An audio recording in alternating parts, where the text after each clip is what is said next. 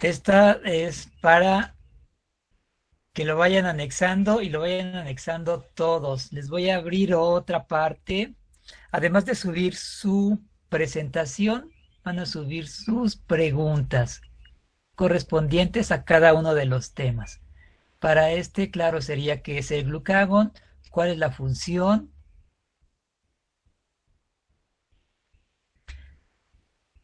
Siguiente pregunta, ¿qué sería el simógeno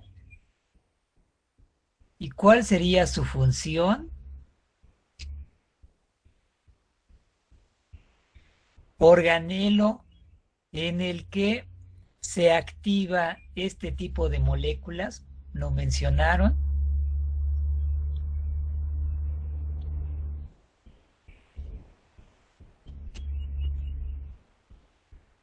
Y la última,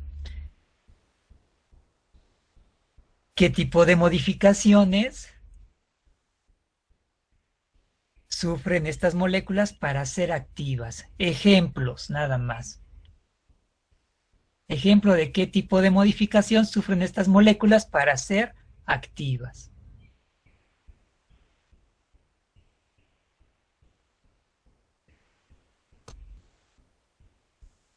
Ok, entonces un aplauso virtual para sus compañeros. Ok, ya Felicidades. tuvo los aplausos, flores y demás, ya tendrá que ser cuando estemos de manera presencial. Ok, esto fue simógeno. ¿Quién sigue?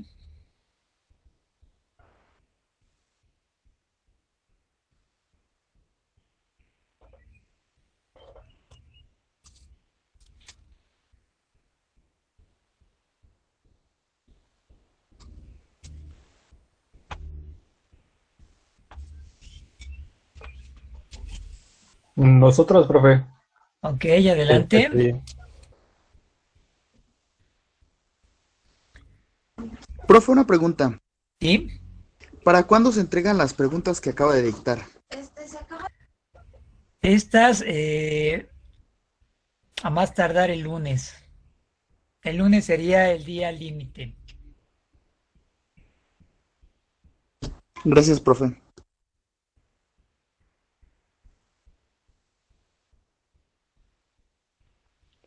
Profesor, otra Bueno, pregunta.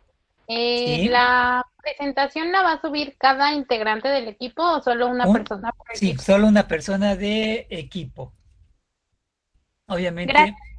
después ya les pongo la calificación a todos. Por lo pronto, es solo un integrante. No me suban todos la presentación porque es estar repitiendo y es más tardado en el sentido de pasar calificaciones. Un solo integrante y ya veo. Su calificación va a ser la presentación más sus cuestionarios. Ok, entonces continuamos. sí, bueno, a nosotros nos tocó el efecto de la concentración del sustrato e inhibidores sobre la velocidad de la reacción. Recordando, las enzimas son proteínas que van a actuar sobre un único sustrato y van a formar el complejo enzima-sustrato para liberar los productos y que la enzima quede libre para poder actuar sobre otro sustrato.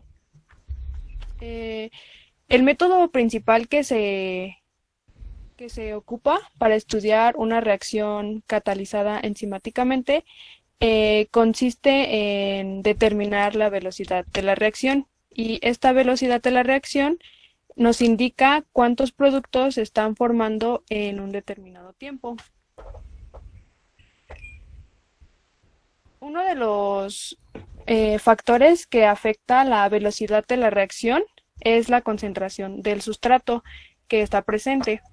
Cuando las reacciones son bajas, como aquí se puede ver en la gráfica, eh, la enzima va a actuar sobre todos esos sustratos que están en pequeña proporción. Entonces la velocidad va a ser directamente proporcional y se conoce que es una cinética de primer orden y nos va a generar los productos rápidamente. Cuando las concentraciones del son tanto igual del sustrato como de la enzima, se conoce que es una cinética de orden mixto, porque están iguales las enzimas que van a actuar sobre el mismo número de sustratos y va a generar productos. No va a haber más ni menos.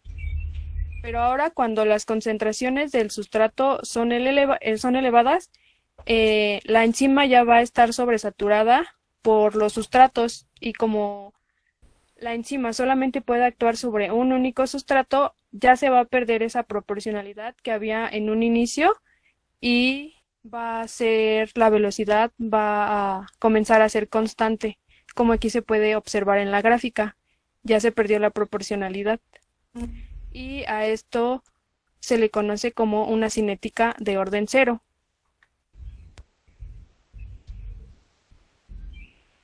Y bueno, el modelo cinético que les voy a presentar ahorita es el de Michaelis-Menten. Este gráfico básicamente lo que va a representar es la forma en que se va a estar dando la cinética de la misma enzima. Como ahorita ya lo explicó mi compañera, conforme va aumentando esta concentración de la enzima, es conforme se va dando el crecimiento de esta gráfica. Vaya, el modelo de Michaelis-Menten cuenta con lo que sería la constante Km, constante de Michaelis, que pues bueno, esta va a determinar o va a explicar más o menos cuál es la velocidad, o bueno, cuál es la rapidez o la cinética que va a tener la enzima para dar un producto.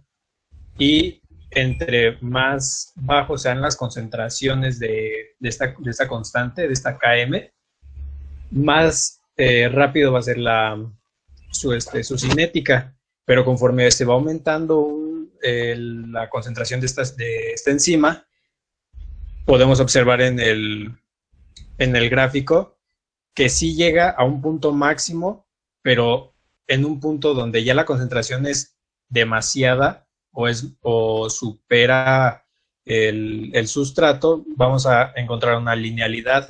En esta parte ya la enzima, o bueno, la concentración máxima de la enzima, ya no va a favorecer la cinética o la velocidad de la enzima.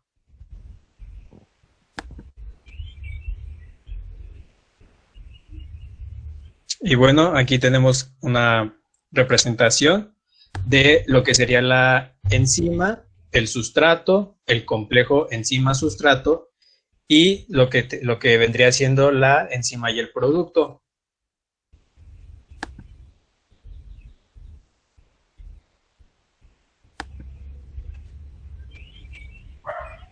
En este caso también existe otra representación de la cinética enzimática, que sería la ecuación de Lewin-Weaver-Bork. Esta es una transformación algebraica que es más práctica para calcular los parámetros cinéticos de una enzima.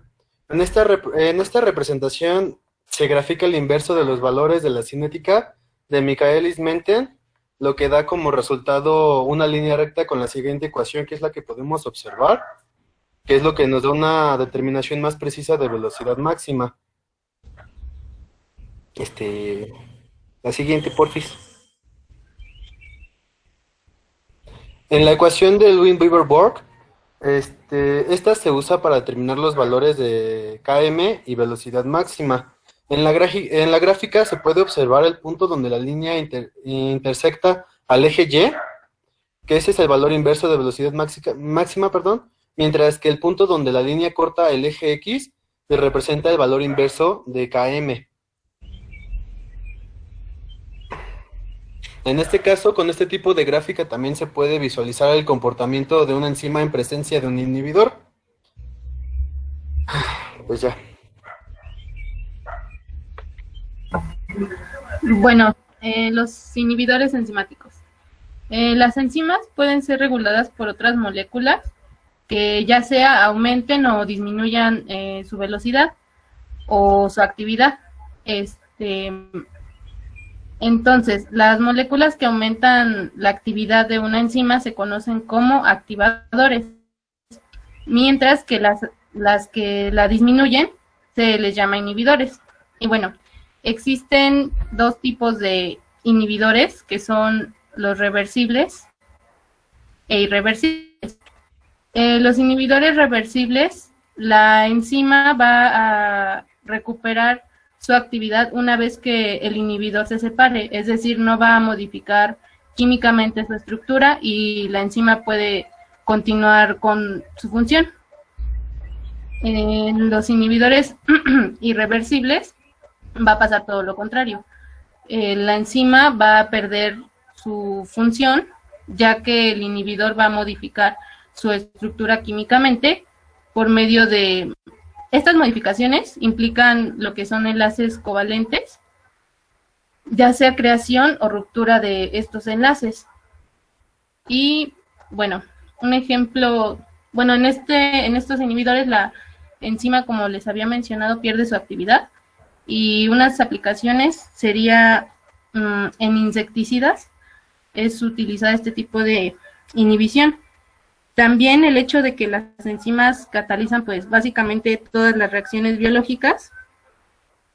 Los inhibidores pueden ser utilizados como agentes farmacodinámicos o quimioterapéuticos.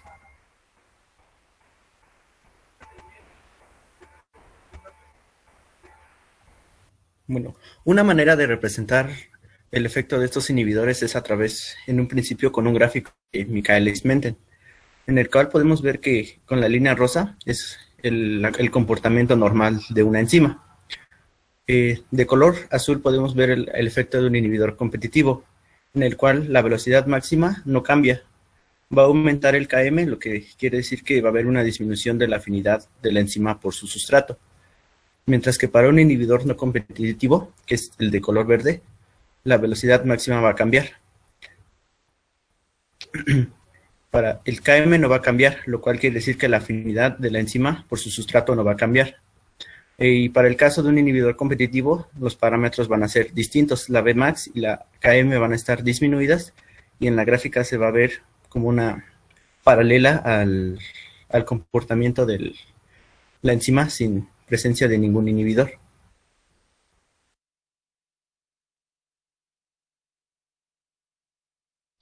Los inhibidores competitivos en la gráfica de Link-Weaver-Burk podemos notar en la gráfica que los valores de la velocidad máxima cortan en el mismo punto del eje de las y por lo tanto el valor de Km va a cortar en el eje de la X y van a cortar en diferentes puntos, por lo que la estructura del sustrato y del inhibidor va a ser igual, por lo que van a competir para unirse al sitio activo.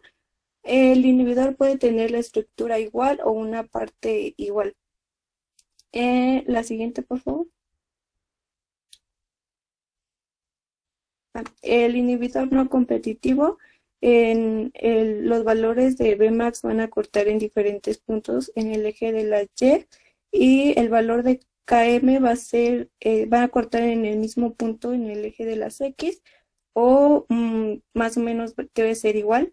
Y la estructura del inhibidor y del sustrato van a ser diferentes. El inhibidor se va a unir a una parte diferente al sitio activo y se puede unir en la enzima cuando la enzima está libre o cuando está el complejo enzima-sustrato. La siguiente, por favor. El inhibidor competitivo, los valores de la velocidad máxima van a cortar en diferentes puntos en el eje de las y en el eje de las X, que va a ser su Km, igual va a ser diferente, pero las pendientes van a ser iguales. La estructura del inhibidor y del sustrato van a ser diferentes, por lo que el inhibidor se puede unir solamente cuando esté el complejo enzima-sustrato. No se puede unir cuando está sola la enzima. Eso es todo.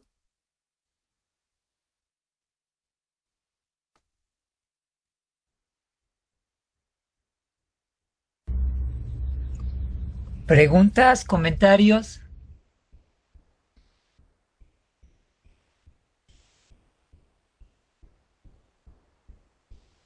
Creo que ¿No? no, ¿También profe. todo muy claro? Ok, entonces anoten, por favor. Definición de sustrato.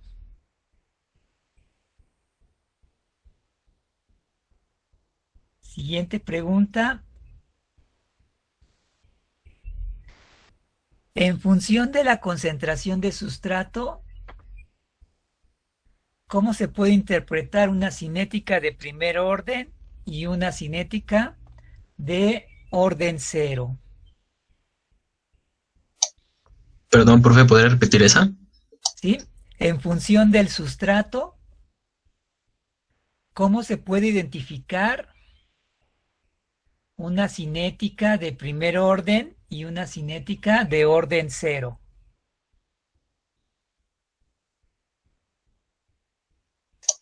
Gracias, profe. Siguiente pregunta. ¿Dónde se puede localizar Bmax y Km en un método, en el método gráfico de Lineweaver-Burk?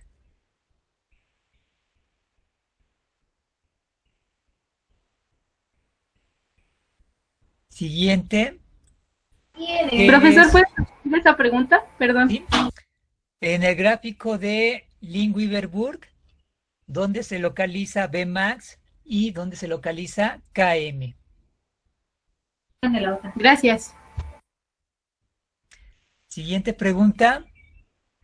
¿Qué es un inhibidor y cómo se clasifican?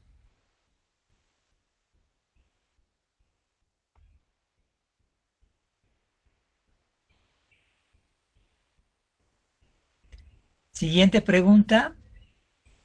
¿Cómo es Km, Bmax y la pendiente en una inhibición A competitiva?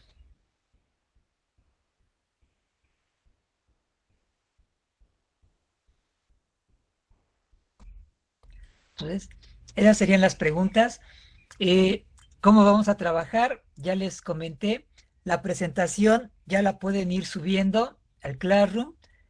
Esa es un integrante por cada equipo. Decidan quién sube la presentación y él es el responsable. Las preguntas, todavía no hago el espacio, pero ya espero que hoy o mañana más tardar ya esté disponible el espacio y tendrían hasta el lunes para subir las preguntas. Las preguntas van a ser individuales.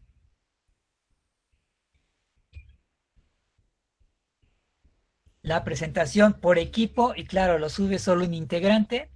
Las preguntas son individuales y la tienen que subir cada uno de ustedes. Su calificación de esta parte es la presentación más las preguntas. ¿Dudas en este sentido? No, profe. No, profe. Ok, entonces, ¿quién sigue?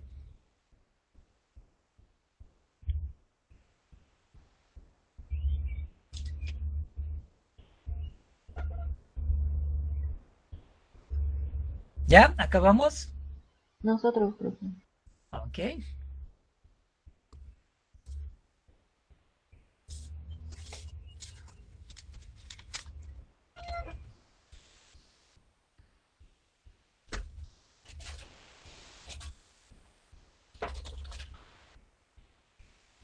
Entonces, vayan subiendo su presentación, por favor.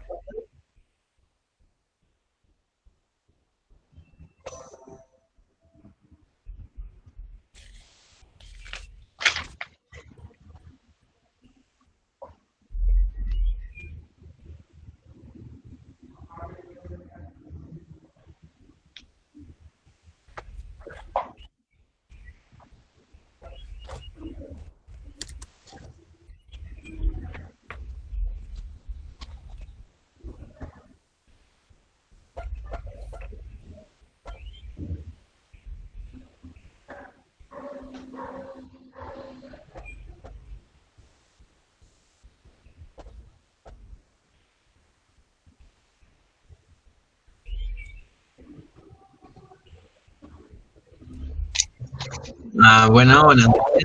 Tenemos el equipo que va a hablar sobre la digestión enzimática.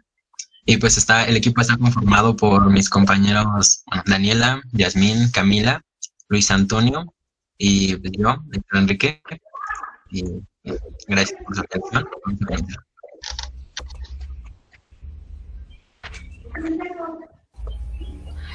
Bien, ¿qué son las enzimas? Las enzimas digestivas son moléculas creadas por nuestro cuerpo que se encargan de romper los polímeros presentes en los alimentos para convertirlos en moléculas más pequeñas y puedan ser absorbidas con facilidad. Cada enzima tiene una función específica. Algunas se encargan del transporte de nutrientes, de la eliminación de desechos tóxicos, de la purificación de sangre en el hígado o de la nutrición del cerebro. Tipos de enzimas digestivas. Existen 3 tipos de enzimas. Entre ellas tenemos lipasas, proteasas y amilasas. Las lipasas son aquellas que digieren grasas que son sintetizadas por el páncreas. Las proteasas son las que rompen enlaces peptídicos de las proteínas para reducirlas a monómeros orgánicos, en este caso llamados aminoácidos. Y este tipo de enzimas se encuentran en el páncreas y en el estómago. Y las amilasas degradan los almidones y azúcares complejos de la dieta mediante la ruptura de enlaces glúcidos. Este tipo de enzimas también se encuentran en el páncreas. Beneficios de las enzimas digestivas. Este tipo de enzimas nos ayudan a la digestión, reducen la sensación de hinchazón y gases, mejoran la digestión de los productos lácteos, disminuyen las alergias causadas por alimentos y mejoran las condiciones de hernia de hiato y las úlceras. Hay alimentos que tienen enzimas digestivas. Los que más tienen enzimas digestivas son las frutas y las verduras. Algunos ejemplos de ellas son la papaya. La papaya contiene una enzima denominada papaína, que es útil para las personas que no producen suficientes enzimas pancreáticas. Disminuyen la hinchazón, los gases o las flatulencias. La piña contiene una enzima que se llama bromelina, que actúa igual en la digestión, y el kiwi contiene actinidina, una enzima que actúa como catalizador para la digestión de las proteínas. Suplementos. Hay suplementos. Puede ocurrir que el sistema de enzimas digestivas no funcione bien y haya una mala absorción de los nutrientes. Cuando los alimentos pasan al intestino grueso sin estar digeridos, las bacterias presentes lo fermentan, lo que llega a causar molestia como flatulencias, hinchazón o diarrea. Las enzimas se pueden ir perdiendo por diferentes cuestiones, entre alguna de ellas es por envejecimiento natural o por enfermedades. Por ello, es recomendable una suplementación regular de estas enzimas digestivas para que ayuden a aliviar la labor que tiene el páncreas en nuestro organismo.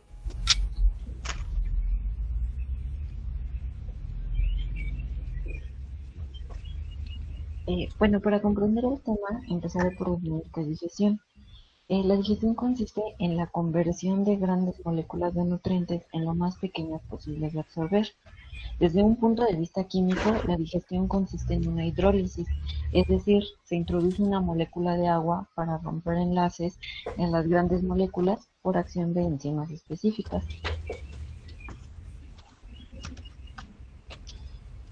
Aquí presento unos ejemplos en los cuales consisten justamente en reaccionar el agua con las distintas macromoléculas y que en presencia de una enzima nos darán productos más pequeños. Un ejemplo, pues el triglicérido más una molécula de agua con una enzima que es la lipasa nos dará un monoglicérido más un ácido esteárico.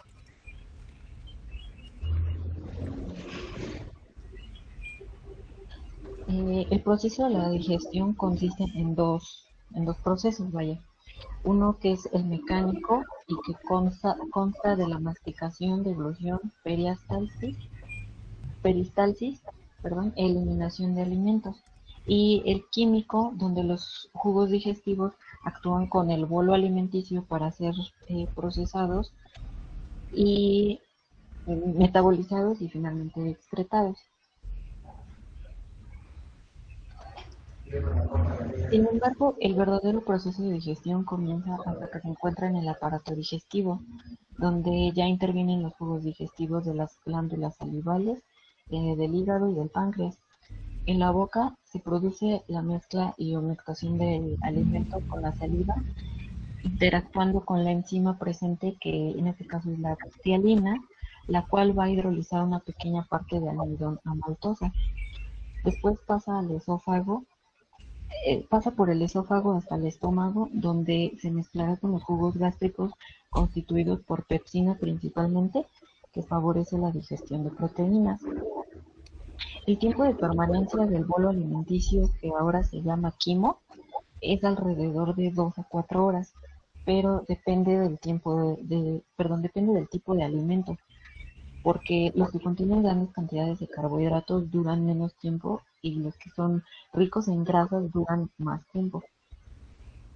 Después pasa al intestino delgado, donde se lleva a cabo la mayor parte de procesos de la digestión y la absorción. Aquí es donde ya se mezcla con los jugos pancreáticos, la bilis, los jugos intestinales, y aquí ya hay enzimas como la alfa-amilasa. Y pues bueno, aquí se rompen moléculas más complejas en unidades más sencillas que puedan ser absorbidas y utilizadas. Una de las enzimas más importantes es la lipasa, que rompe ácidos grasos, la amilasa, que hidroliza el almidón, y las proteasas, que convierten proteínas en aminoácidos. Finalmente pasa al intestino grueso, donde las sustancias que no han sido digeridas son fermentadas por las bacterias que hay aquí y va a producir gases. También aquí se pueden sintetizar vitaminas del grupo B, vitamina K, y finalmente el alimento convertido en excremento será desechado.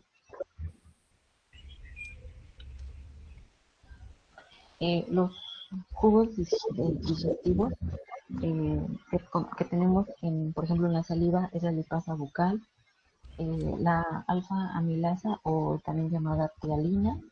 En el jugo gástrico tenemos la lipasa gástrica, que es la pepsina. En el jugo pancreático tenemos la alfa-amilasa, lipasa, tripsina, quimotripsina, elastasa y carboxipeptidasa. Las secreciones intestinales constan de células intestinales descamadas con enzimas, que son las peptidasas y disacaridasas. Y finalmente la secreción biliar no contiene enzimas, pero sí sales biliares, que son importantes para el metabolismo. Ahora las enzimas para la digestión de carbohidratos. Bueno, la digestión comienza en la boca con la trituración de alimentos y saliva. Estas contienen una enzima llamada alfa-amilasa salival, y tras esto hay un tránsito rápido a través del esófago sin que se produzca ninguna transformación. Llega al estómago y aquí tiene lugar una hidrólisis ácida que produce la ruptura de los enlaces glucosídicos por la acción del pH ácido.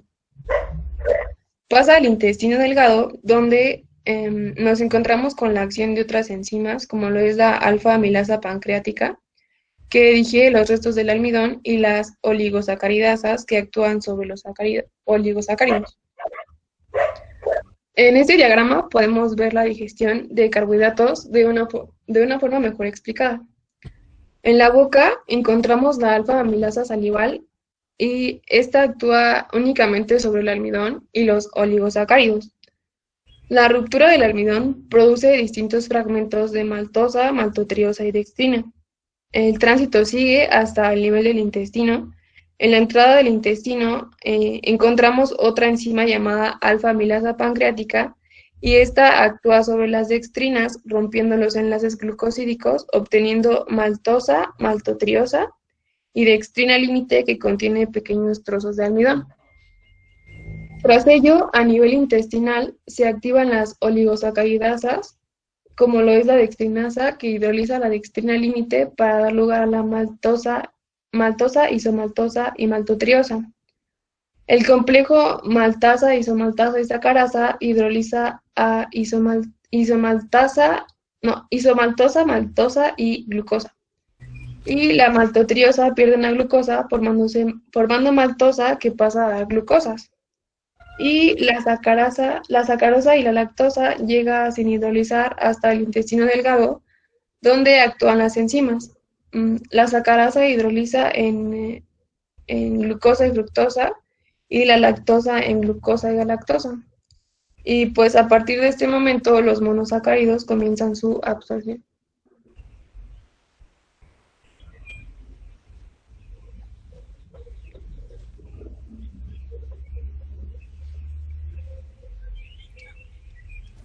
Bueno, las proteínas tienen una misión de carácter estructural, como pueden ser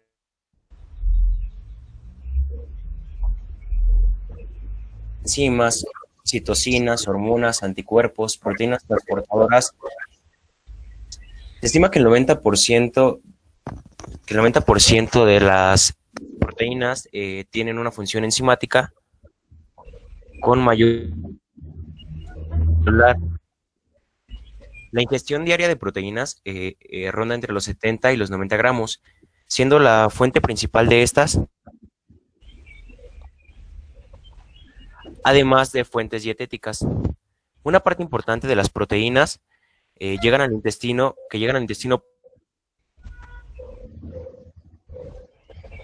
epiteliales.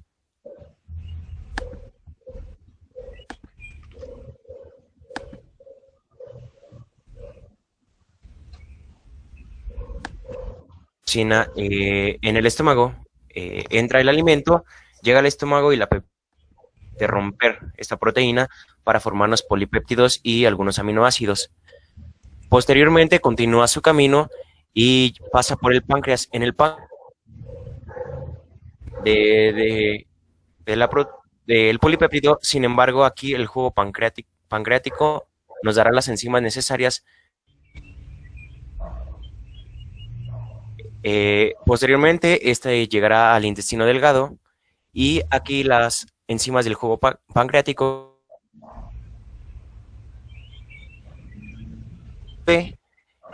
van a romper el polipéptido para formarnos un oligopéptido y aminoácidos libres. El oligopéptido se va a hidrolizar por exo y endopeptidasas, borde en cepillo en el intestino delgado y nos formará dipéptidos y tripéptidos. Los aminoácidos, por su parte, serán llevados por medio de la vena portal y posteriormente llegarán al torrente sanguíneo. Los oligopéptidos que no fueron digeridos pasarán y van a ser metabolizados por medio de microbiotas intestinales. Un ejemplo de esto es la Escherichia coli,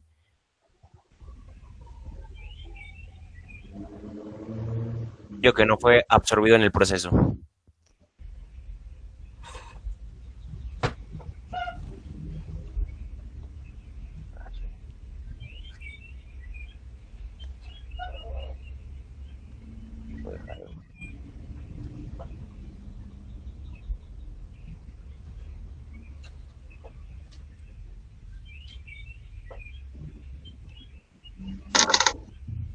Bueno, yo les voy a hablar sobre las enzimas para la digestión de las grasas.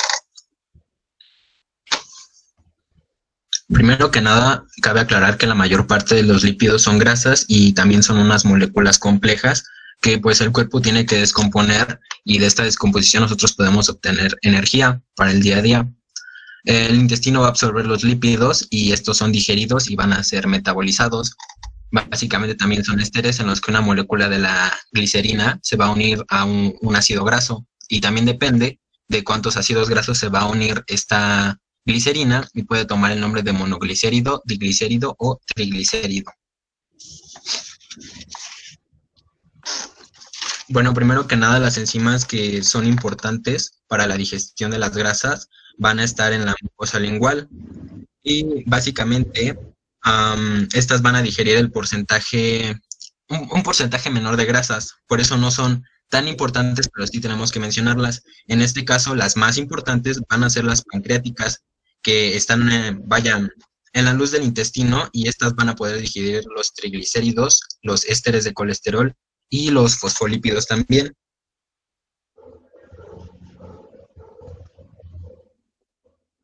Básicamente existen muchas etapas para poder digerir los lípidos, y la primera en este caso va a ser la absorción de las grasas.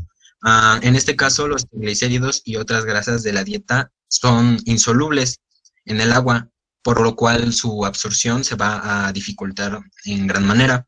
Para que éstas se puedan absorber, las grasas tienen que descomponerse en pequeñas partículas, y estas, como se están descomponiendo, van a aumentar el área de la superficie que va a estar en contacto con las enzimas digestivas.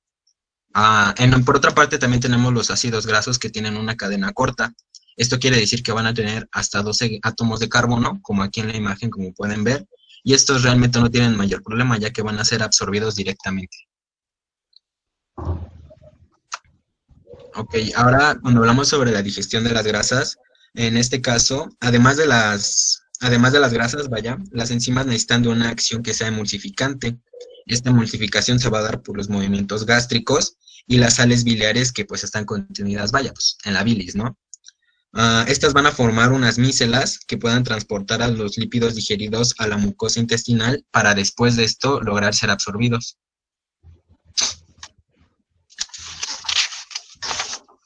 Ok, ahora les voy a hablar sobre la digestión de un triglicérido. En este caso, si nosotros queremos digerir un triglicérido, la molécula es la triesterina, y esta va a ocurrir por la acción de la lipasa, que va a hidrolizar a la molécula del triglicérido que nosotros nos estamos refiriendo, al meter una molécula de agua, y esta la va a convertir en una molécula de monoglicérido y ácidos grasos que pueden absorberse. Podría decirse, bueno, resumiendo, podría decirse que en el estómago va a comenzar la emulsificación de las grasas que ya les había mencionado, y esta consiste básicamente en convertir las gotas grandes de grasa en unas gotas más pequeñas, para que, como les había mencionado, va a aumentar el área de superficie sin aumentar el volumen total. Esto le va a dar una mayor área de acción para la lipasa. Ahora, la enzima va a actuar en la interfase de agua-aceite y va a convertir los triglicéridos a monoglicéridos y ácidos grasos libres, y las sales biliares que están en el duodeno al pasar por encima de un punto de concentración crítico. Después de esto, pues nosotros vamos a poder formar unas mícelas espontáneamente.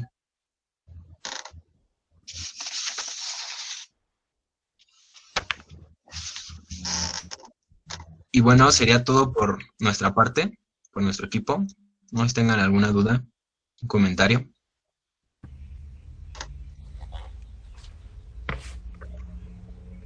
No, nadie tiene dudas ni comentarios. Creo que Bueno, no, se fueron por el lado difícil, cambiaron el tema. Era digestión enzimática, sí, pero enfocarnos en la acción del uso de enzimas para romper moléculas. No tanto desde el punto de vista de alimentos, de nutrición. Pero bueno, vamos a aprovechar la presentación.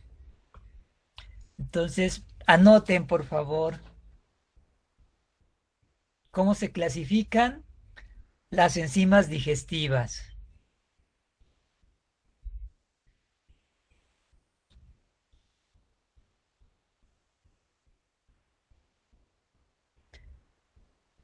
Pregunta 2. Amilasas. Ejemplo de cómo actúan. Profe, ¿me puede repetir la pregunta 1? ¿Sí? ¿Cómo se clasifican los tipos de enzimas digestivas? La pregunta 2 eran las amilasas, que ustedes escriban un ejemplo de cómo llevan a cabo el rompimiento, con obviamente su sustrato de enzima y cuáles serían productos de rompimiento. Por allí mencionaron a la papaína,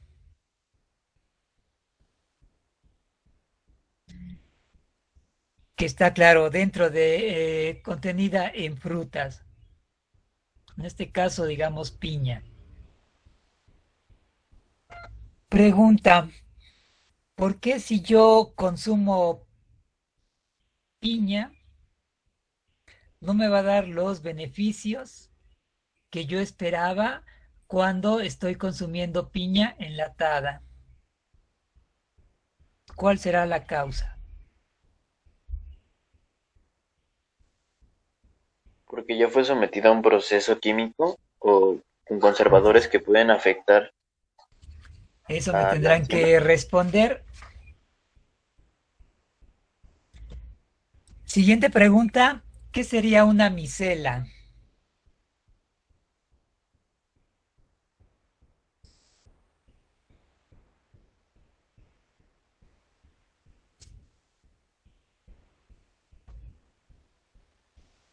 Y ahora vamos a aprovechar y a explotar esta presentación. Ya es viernes, ya estamos semáforo más que rojo, ya está tendiendo a negro este semáforo, pero vamos a darnos el lujo de comer una hamburguesa, que nada más va a ser el pan y claro, la carne cocida. Esa sería nuestra hamburguesa, esa sería nuestra muestra de trabajo. Pregunta, claro, va a ser, ¿cómo va a ser digerida? ¿Cómo van a actuar en esa hamburguesa las enzimas digestivas? Y ustedes ya me van diciendo sobre mi muestra de trabajo, cómo actúan las enzimas. Eso involucraría los ejemplos que les pusieron de jugo gástrico, pancreático, desde los diferentes niveles, en el sentido desde boca, estómago, intestino, qué le va a estar ocurriendo a esa hamburguesa. Por eso es sencillo. Ahora, si le quieren agregar una rebanada de queso amarillo para que tenga un poco más de sabor su hamburguesa, bueno, le pueden agregar su queso amarillo para que tenga más sabor y de todas maneras que me hagan su ejercicio de digestión.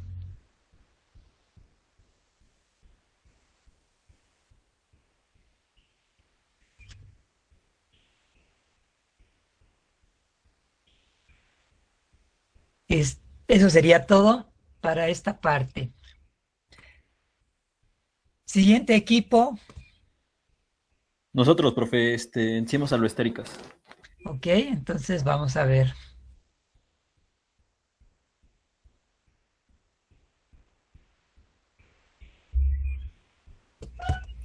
Vayan subiendo su presentación, por favor. Sí.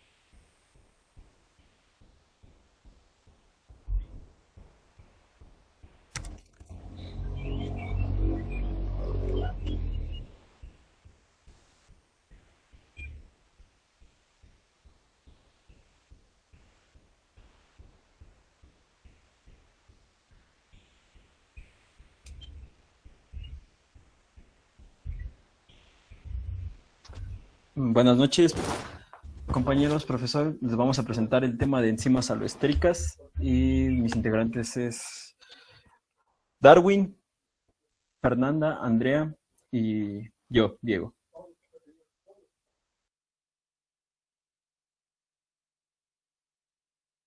Bien, iniciaremos definiendo qué es una enzima aloestérica. Y tenemos que una enzima aloestérica es una enzima cuya actividad en el sitio catalítico puede ser modulada por la presencia de efectores en los sitios alostéricos. y que va a contar con múltiples subunidades y lugares activos e interactúan con otra molécula llamada efector o modulador.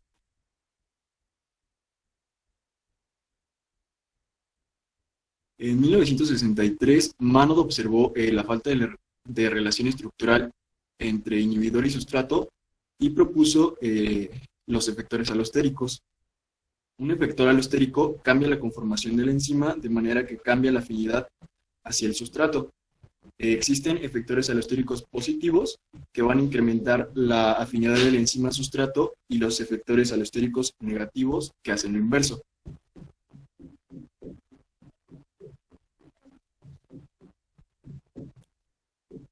Un efector, el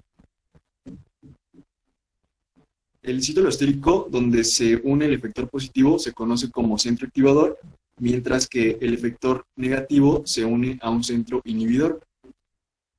Las enzimas alostéricas se hallan en dos conformaciones interconvertibles que quedan representadas por la letra T, que es su forma tensa, y la letra R, que es su forma relajada.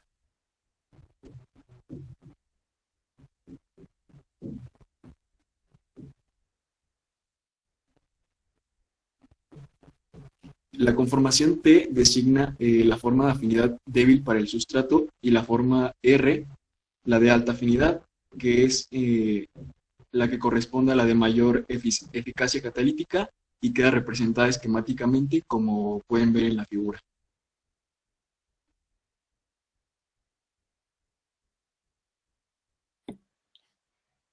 Ahora, las características de esta transición alostérica es que es rápida y que está basada en las concentraciones de ligandos y su afinidad por cada una de las conformaciones. Esto lo podemos ver representado en la imagen que está a la derecha, que corresponde a las curvas sigmoides.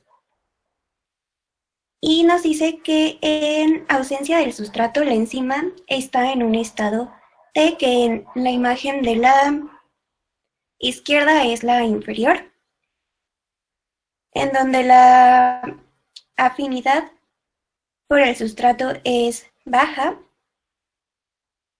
ya que está unido indefinidamente al sustrato, y la velocidad, como se ve aquí, también será baja. Cuando una vez que el sustrato se une a alguna de las subunidades de la enzima, la conformación va a cambiar de manera rápida, afectando a las demás subunidades, y se va a convertir en el estado R. Y la afinidad por el sustrato va a aumentar, lo que significa un incremento en la velocidad de la reacción.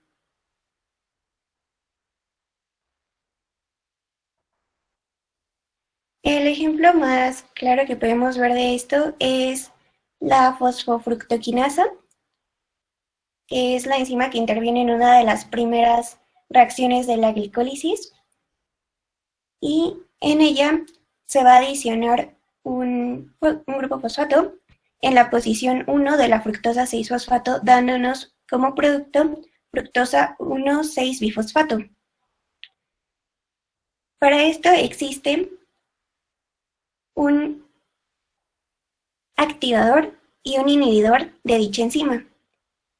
El inhibidor es el fosfoenolpiruvato, y este nos indica que cuando hay una concentración alta de él, la ruta metabólica está bloqueada desde este punto.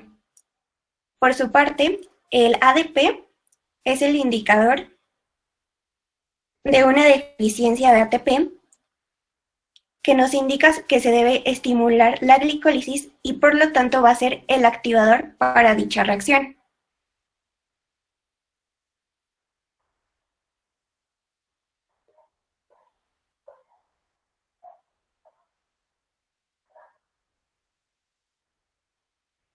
La que sigue, por favor.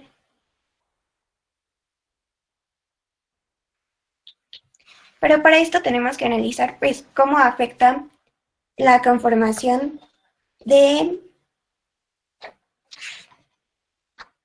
la fosfofructoquinasa. Es decir, cuando se une el ADP, la conformación va a ser R, que es la imagen grande o la imagen que tiene la letra B. En esta conformación, la afinidad por el sustrato va a ser muy alta. Y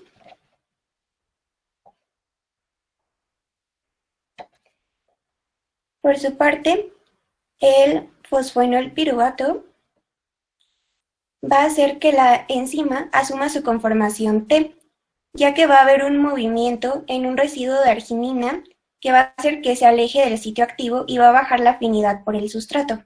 Esto lo podemos ver en la conformación R, la subunidad, que es la parte de arriba, la imagen A. Los productos están marcados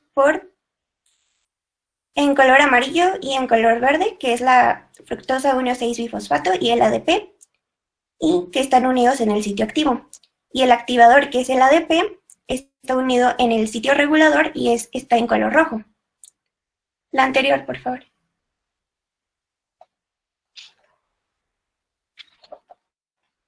Y esto nos lleva a la conclusión de que la actividad de las enzimas alostéricas es debido a un cambio por inhibidores y activadores, cuya diferencia estructural nos dice que los moduladores van a estar unidos en diferentes sitios, un sitio regulador separado de un sitio catalítico.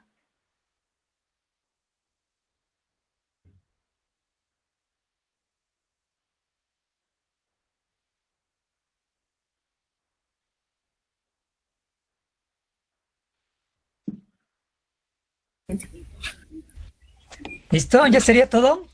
No, espere, es que no puedo abrir mi micro, profe. Ya voy. Ok.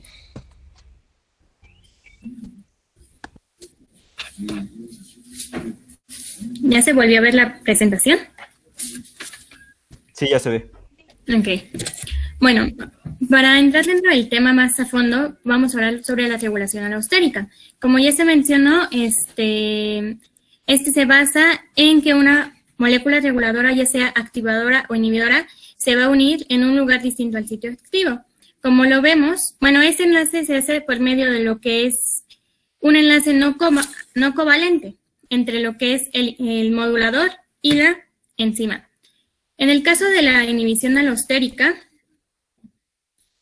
el inhibidor va a entrar al sitio alostérico y de esa manera el sustrato ya no va a permitir, la enzima ya no se va a poder unir de manera tan fácilmente a lo que es el sustrato. En cambio, en la activación alostérica, el activador se une de igual manera, pero en caso contrario, aquí sin ningún problema, el sitio activo se une al sustrato al igual que la enzima.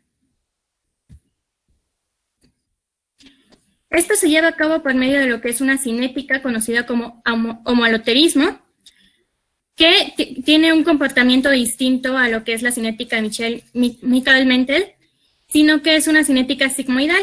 Si nos damos cuenta, ahora sí que la recta, por así decirlo, no es de la misma manera, sino que el comportamiento es distinto. Esto es gracias al efecto llamado cooperatividad. Y pues por esto mismo, hay algunos moduladores que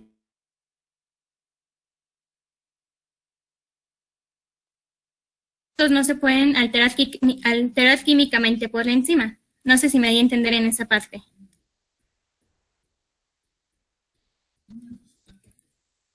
Al mismo tiempo, estos dos estados se mantienen en equilibrio y cómo los vamos a relacionar con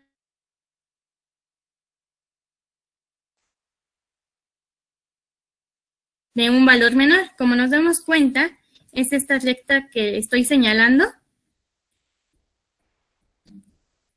Y ¿eso qué quiere decir? Que la cantidad del sustrato es menor.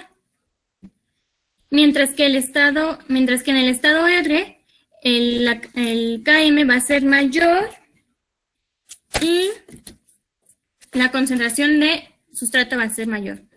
Conforme se aumenta la concentración del sustrato, el equilibrio T se desplaza hacia R y el valor de Km tiene menor y mayor afinidad. De igual manera, también tenemos lo que es el homoloterismo extremo. ¿Esto qué quiere decir? Que va a existir un punto durante la reacción donde va a parecer que la enzima no va a estar como que actuando. Sin embargo, va a llegar un punto donde va a comenzar a hacer una reacción demasiado rápida. Por otro lado, tenemos lo que es la cinética del heteroaloterismo,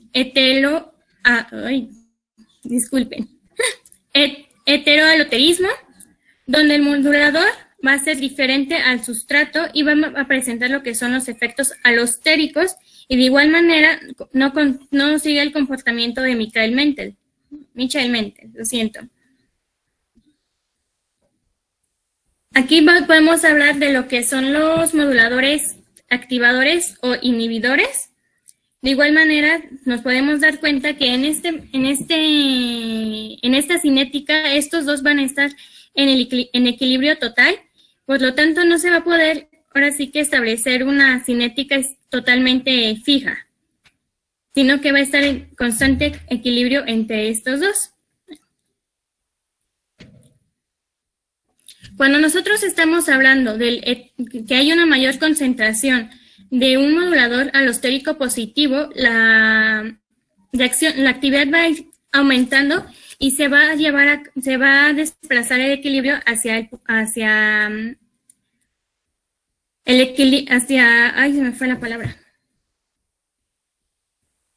la forma R.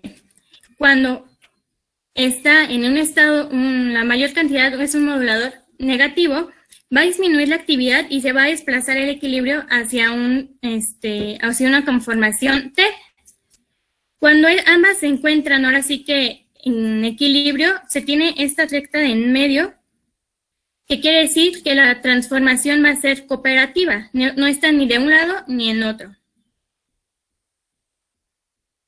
Aquí lo podemos ver de una manera un poquito más explícita. El modulador alostélico favorece positivo, la forma R, mientras que el negativo, la forma T. Y nos podemos dar cuenta que un inhibidor siempre va a favorecer lo que es un estado T en la reacción, mientras que el activador va a favorecer al estado R.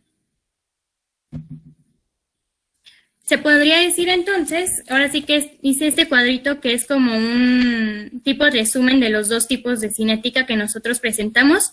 El homoloterismo, la unión cooperativa del sustrato, ahora sí que sin problema pueden unirse ambos. Y el sitio de unión es el centro activo y el centro regulador.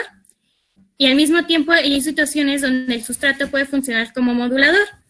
En cambio, el heteroaloterismo presenta lo que son las moléculas efectoras, tiene un sitio activo diferente al igual que el regulador y se presenta ahora sí que un sustrato y un modulador de manera distinta.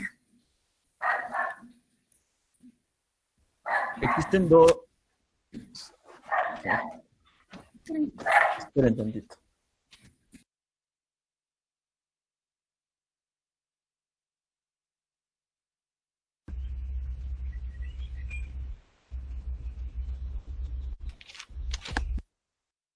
Listo. Existen dos teorías de regulación aloestérica, o modelos, podemos llamarlos de la misma manera, que explican la cooperatividad entre el ligando a las proteínas oligométricas. Estos dos modelos es el modelo secuencial y el modelo concertado. Siguiente.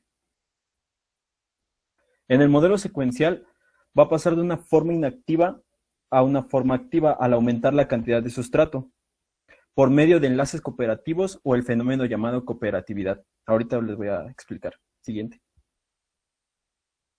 Cuando tenemos bajas concentraciones de sustrato, la forma va a estar inactiva o tensa, como se le puede llamar también.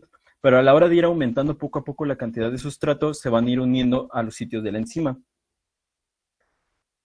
Esto va a cambiar, va a ser un cambio tan brusco que va a cambiar la forma de tenso a relajado o de inactiva a pasiva.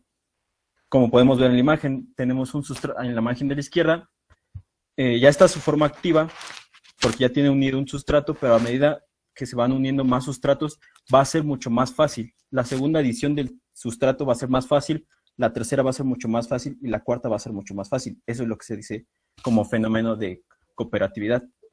Y podemos decir que esto es lo que le da la forma característica a una enzima aloestérica, que es una gráfica sigmoidal, así en forma de S, como está representada. Siguiente. Aquí podemos ver un ejemplo. En la anterior no teníamos el estado T. Tenemos el estado tenso y a la hora de ir aumentando se va a ir uniendo el sustrato y va a cambiar de estado T a relajado. Una vez que cambia a relajado va a ser mucho más fácil que se vaya uniendo cada molécula más de otro sustrato. Bueno, del mismo sustrato. Siguiente. Y tenemos otro modelo que es el modelo concertado. En esta, la enzima va a estar en equilibrio en sus dos formas, tenso y relajado. En el estado relajado se va a enlazar el sustrato y el activador, mientras que en el estado tenso se va a enlazar el inhibidor. Siguiente. Aquí podemos ver el ejemplo que les digo en el estado relajado y en el estado tenso. Pero podemos ver las flechitas de que la enzima se encuentra en equilibrio en las dos formas, en sus dos formas. Siguiente.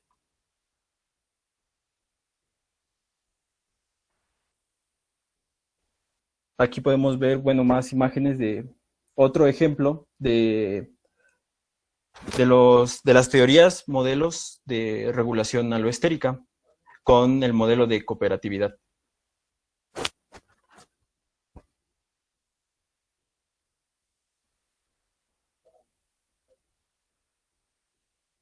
Y eso sería todo por nuestra parte. ¿Okay? ¿Dudas, comentarios? ¿No? ¿Todo muy claro? Ok, entonces por favor anoten. Definición de enzima alostérica.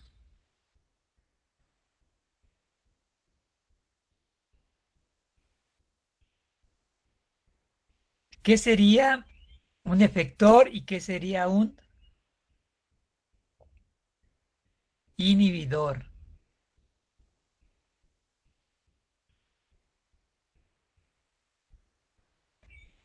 ¿Cómo es la glucosa 1,6-bifosfato? La estructura.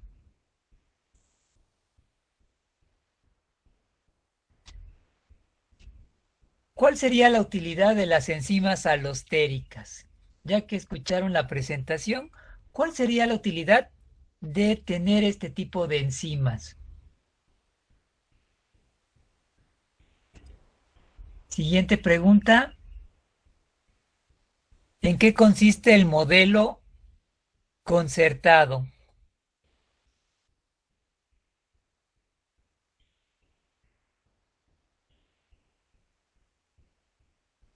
Siguiente pregunta.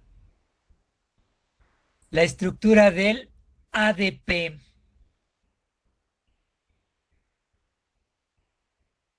D de dedo, ADP.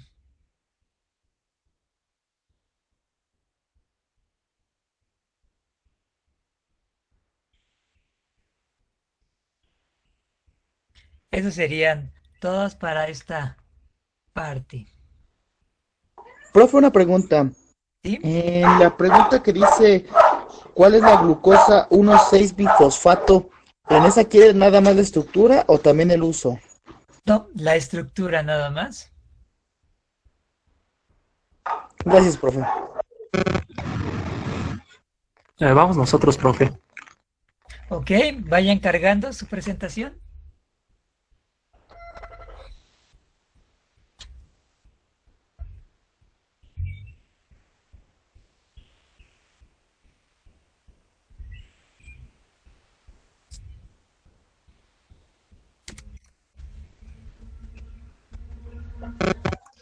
Buenas noches, compañeros y profesor. Nosotros les vamos a exponer acerca de las isoenzimas. El equipo estamos conformados por el servidor Carmona Santana Guillermo, Del Ángel Orduña Edwin Josué, López Moreno Giovanna, Sánchez Cortés Azul Esmeralda y Valdés Arias Edith. Para comenzar con esto, vamos a hablar acerca un poco de la síntesis histórica, que en 1957 Hunter y Clement Markle la describieron por primera vez. Esto significó un gran avance para tanto la bioquímica como la industria genética, al igual que la medicina. Más adelante se les explicará el porqué. ¿Qué son las isoenzimas? ¿Hubo una duda? Disculpe. No, bueno. ¿Qué son las isoenzimas? Bien. Las isoenzimas son formas moleculares diferente de una enzima. ¿Esto qué quiere decir? Imagínense que nosotros vamos a tener una cerradura y esa cerradura va a traer una llave de fabricante. Y nosotros al querer imitar esa llave, vamos con un herrero y nos hace una llave que su función va a ser la misma que la de la llave original, que va a ser abrir la cerradura. En este caso, la llave original va a ser la enzima y la copia va a ser la isoenzima. En pocas palabras, tiene la misma capacidad de hacer una reacción. En este caso, la reacción sería abrir la puerta.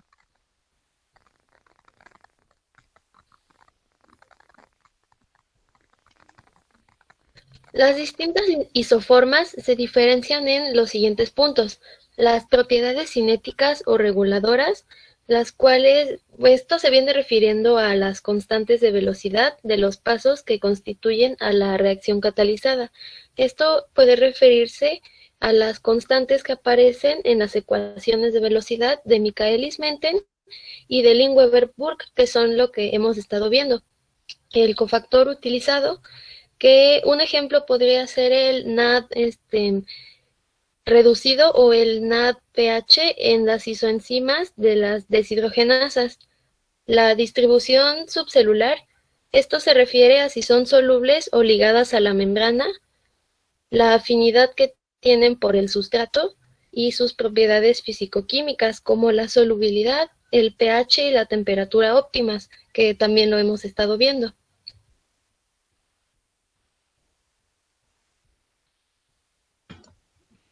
Bueno, las causas de las isoenzimas son tres. La primera causa es la información genética, que para estas moléculas enzimáticas están localizadas en distintos genes.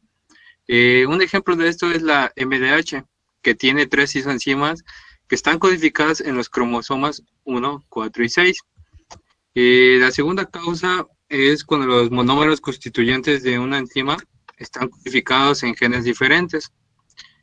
Un ejemplo de esto es la LDH, que tiene 2 monómeros, el M que se encuentra en el cromosoma 11 y el H que se encuentra en el cromosoma 12. La tercera causa son las mutaciones, que hay genes que codifican para cierta enzima predispuestas a mutar más que otras. Como ejemplo de esto es la glutámico deshidrogenasa, que presenta hasta 50 formas diferentes. Todas son normales, pero difieren en algunos aminoácidos. En la siguiente, por favor.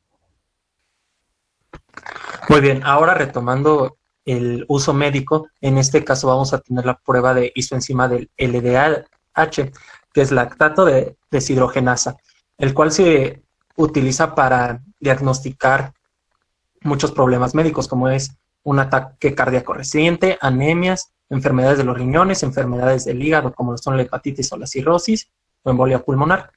Esto se da gracias a que la mayoría de nuestros tejidos posee esta isoenzima, la cual es liberada a nivel sanguíneo cuando sufrimos un grave daño, ya sea por un accidente físico o por un agente patógeno que nos puede estar causando alguna infección.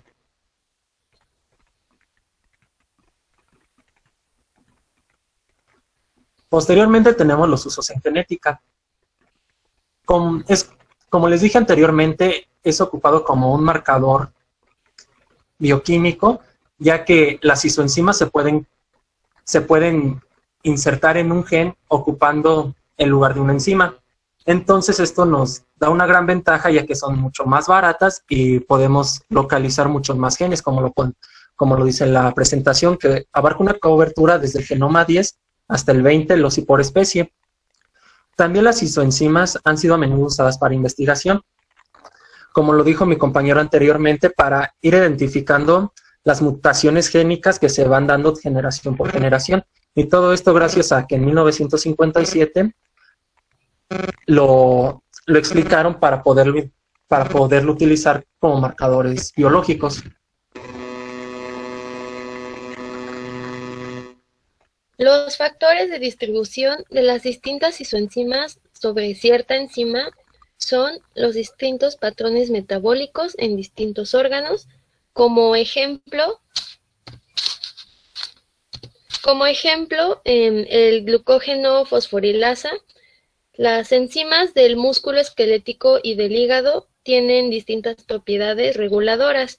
Esto refleja los distintos papeles de la degradación del glucógeno en ambos tejidos.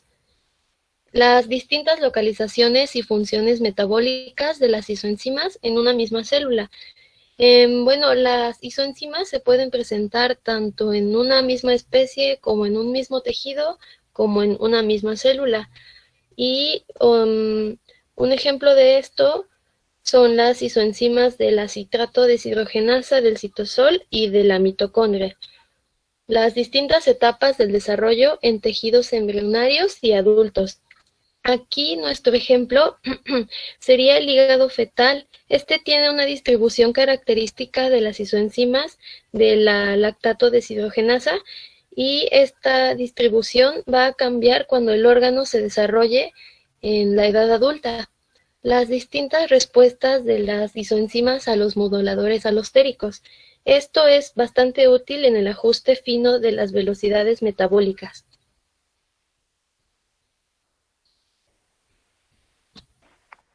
Bueno, las aloenzimas, les voy a hablar un poco sobre esto, y es que estas son, las determinan las isoenzimas, y estas pueden presentarse de varias formas alélicas. ¿A qué me refiero a una forma alélica? Es que son formas alternas de un gen que difieren en sustancia o ya sea en función, de las cuales estas se van a conocer como aloenzimas. Estas presentan características como neutras y se utilizan como marcadores hereditarios y también marcador molecular. Tenemos diferentes tipos de isoenzimas, principalmente son 4, que son la transaminasa glutámica oxalacética y abreviada GO, la transaminasa glutámica pirúvica, la deshidrogenasa láctica y la fosfatasa alcálica. Más adelante les van a explicar cada una y en qué difiere cada tipo de isoenzima. Los análisis isoenzimáticos son 3 principalmente, y este es el método de electroforesis, el análisis de diferentes áreas botánicas y el análisis genético. Principalmente utilizan el de electroforesis, y esto es porque es más económico y como que llega a todos, ya que se basa en que se utiliza una corriente eléctrica para mover moléculas y se separan a través del gel. Como les digo, es muy económico gracias al gel.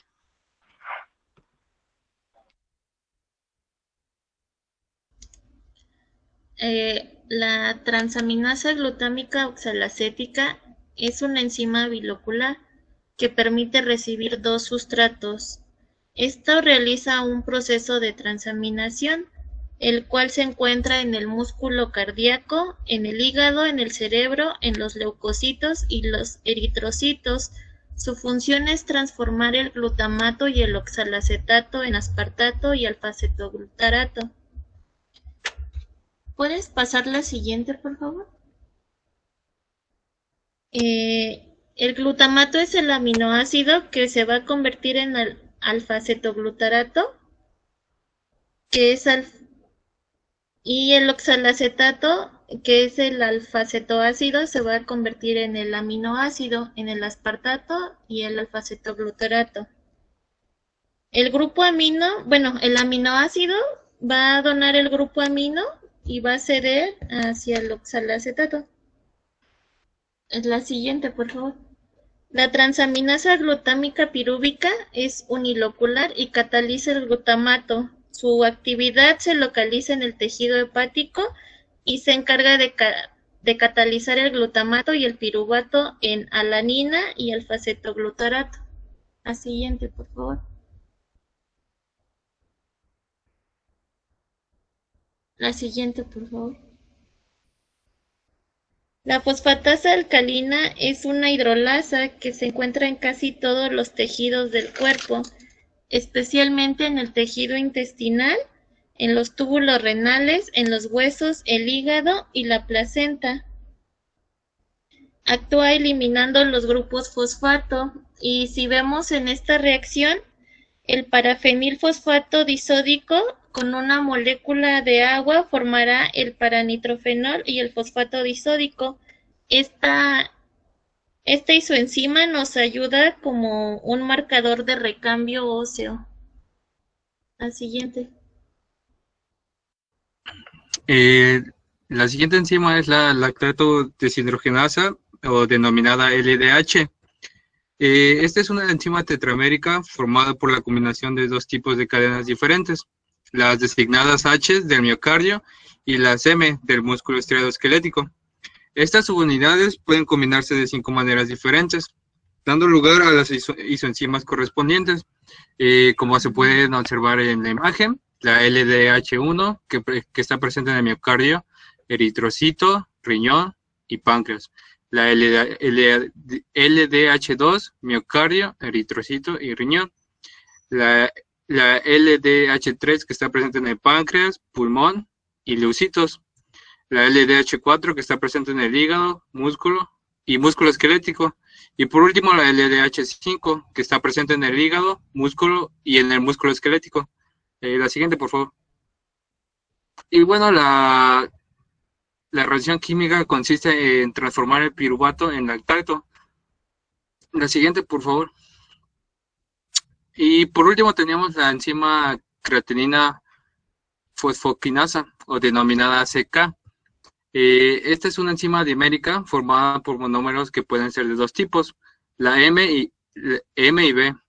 Esta enzima CK tiene 3 isoenzimas, que son la CK-MM o denominada CK3, la CK-MB o denominada CK2, la CK-BBB o denominada CK1, que se encuentra la CK3 se encuentra localizada en el músculo, la CK2 en el músculo cardíaco y la CK1 localizada en el cerebro.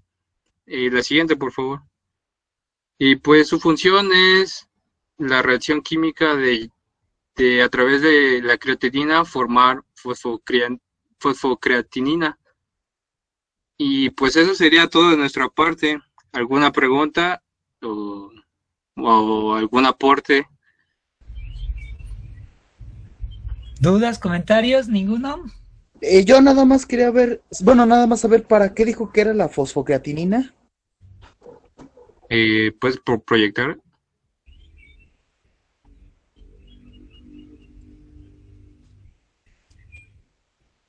¿Cuál es tu pregunta? ¿Para qué dijiste que era la fosfocreatinina?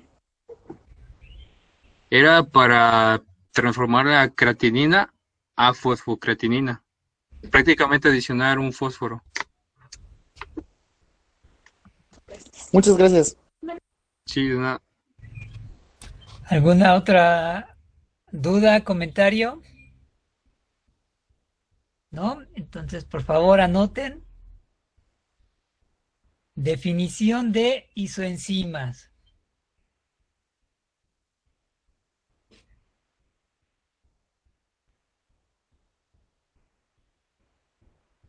Siguiente. Escriba la reacción de la LDH.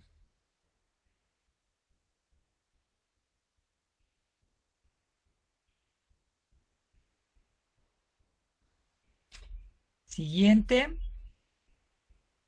Escriba la reacción de la TGO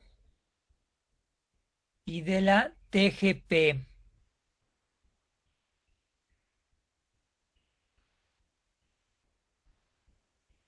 TGO y TGP, ¿verdad, profesor? TGO, sí, TGO y TGP. la reacción.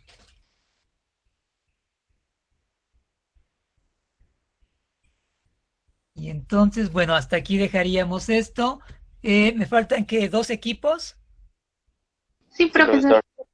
Ok, entonces el lunes continuaríamos con estos 2 equipos y luego con la clase. Hasta aquí le dejamos por hoy.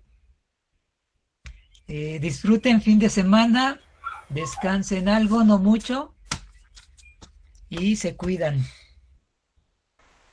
Gracias, profe. Hasta luego. Hasta luego. Gracias, profesor.